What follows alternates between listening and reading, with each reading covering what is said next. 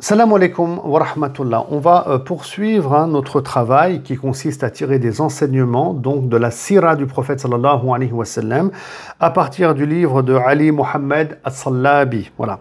Et donc les enseignements qu'on tire ici, bien entendu, sont des enseignements sur lesquels on ne s'est pas forcément longuement arrêté à travers nos cours sur la vie du prophète sallallahu alayhi wa sallam. Donc mes cours sur le messager de Dieu, vous les retrouvez ici sur l'Institut Miraj, institut-miraj.com, et vous y trouvez aussi vraiment tout plein d'enseignements sur mon site sur la vie du prophète sallallahu alayhi wa sallam. Je suis en train vraiment, j'ai une rubrique qui s'appelle Sira et enseignement où je mets tous les chapitres de la vie du prophète sallallahu alayhi wa sallam. Il y a quelque chose qui est ajouté chaque semaine bien sûr, et ensuite je mets les enseignements tirés par les savants de l'islam. Et donc ça c'est un gros travail que j'ai débuté, alhamdulillah, qui avance plutôt bien et dont tout le monde peut profiter bien entendu. Alors aujourd'hui, on va parler ensemble de la bataille de Fijar. Donc tout d'abord, je vous mets le contexte. Le prophète, il a 15 ans à cette époque-là, sallallahu alayhi wa sallam. Et il y a un conflit qui a lieu à la Mecque. Ce conflit, il a lieu pendant les mois sacrés. Et chez les Arabes, il y a 4 mois sacrés à l'époque pré-islamique. Donc les mois sacrés, on va les retrouver même en islam plus tard. Mais ce qui est important que vous compreniez ici, c'est que pendant les mois sacrés, il est interdit de se battre.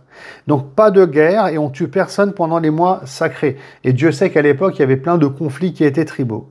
Et donc là, ce qui va se passer, c'est qu'on a un membre de la grande tribu des Bani Kinana qui va attaquer un membre des Qais Aylan. Et les Qais Aylan appartiennent à une tribu énorme qu'on appelle les Hawazin. Et là, les Kinana, quand ils les attaquent, ils vont tuer un des leurs. Ils vont tuer, je répète, un des leurs. Donc ça, c'est très grave. Ça se passe pendant les mois sacrés.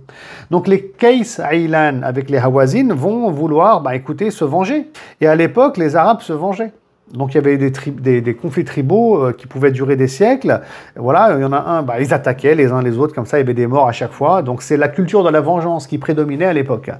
Et du coup, les Bani Kinana, c'est eux qui sont à l'origine du problème. Ils étaient alliés à la tribu de Quraysh, tribu à laquelle appartient le prophète sallallahu alayhi wa sallam. C'est pour ça que la tribu de Quraysh va être avec Kinana et ensemble ils vont se battre contre les Hawazin et contre les Qais Aylan. Et c'est une bataille qui a lieu à la Mecque. Voilà, c'est une bataille qui a lieu à la Mecque. Et là, ce qui nous est relaté, c'est quoi? C'est que parfois, on avait des flèches qui étaient tirées par les archers de Qais Aylan. Et ces flèches-là, le prophète sallam, il les récupérait. Il était très jeune, je disais, il avait 15 ans. Ensuite, il les redonnait à ses oncles. Vous savez, les Abu Talib, les Abu Lahab, Abbas, qui tiraient ensuite les flèches en direction de l'ennemi. Voilà donc ce qui est relaté en termes de participation à cette bataille par le prophète sallallahu alayhi wa sallam, ou à cette guerre qu'on appelle la guerre de Al-Fijar, dont je ne parle pas effectivement dans mon cours en lien avec la sira du prophète sallallahu alayhi wa sallam, parce que c'est pas un sujet qui me semble très important non plus à souligner.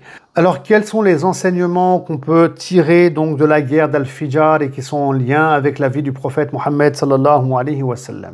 La première des choses, c'est le respect, écoutez, qu'ils avaient les Arabes à l'époque par rapport aux mois sacrés. Donc ça, c'est important, même en islam.